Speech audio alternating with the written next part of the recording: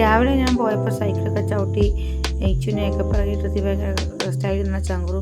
വൈകിട്ട് ഞാൻ വന്നപ്പോഴത്തേക്ക് തലവേദന, മൂക്കടപ്പ്, തൊണ്ടയ്ക്ക് വേദന, ഇല്ലാത്ത അസുഖങ്ങളില്ലെന്ന് വേണം പറയാൻ.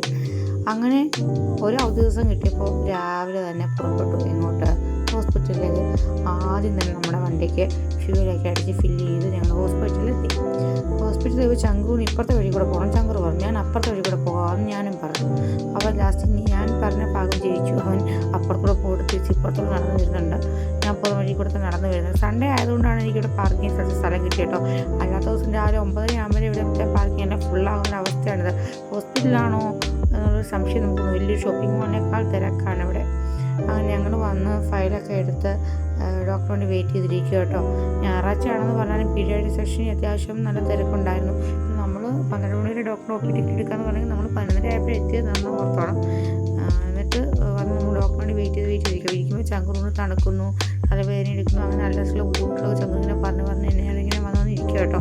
അങ്ങനെ ഡോക്ടറിനെ കണ്ട് ഡോക്ടർ നെബുലൈസേഷൻ ചെയ്യാൻ പറഞ്ഞ മെഡിസിനൊക്കെ എഴുതുക. നെബുലൈസേഷൻ ചെയ്യാൻ ഞങ്ങൾ വന്നത്.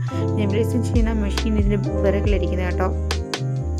ഞായറാഴ്ചയാണെന്ന് പറഞ്ഞാൽ പെട്ടെന്ന് വീണ്ടും എടുത്ത് പറഞ്ഞു. ഞായറാഴ്ച ദിവസം നമുക്ക് ഒബ്സർവേഷനിലാണ് നെബുലൈസേഷനുള്ളത്, അല്ലെങ്കിൽ നെബുലൈസേഷന് വേറെ റൂമുണ്ട് കേട്ടോ. അപ്പോൾ ഈ ഒബ്സർവേഷനിലായതുകൊണ്ട് ഇങ്ങനെ കട്ടിലിനൊക്കെ എടുത്ത് ഇങ്ങനെ വെച്ചിട്ട് ചങ്കുറു കറക്റ്റായിട്ട് ആവി പിടിക്കാത്ത പോലെ എനിക്ക് തോന്നിട്ട് പിന്നെ ഞാൻ മാസ്ക് മേടിച്ച് വെച്ച് ആവി പിടിപ്പിച്ചു കേട്ടോ.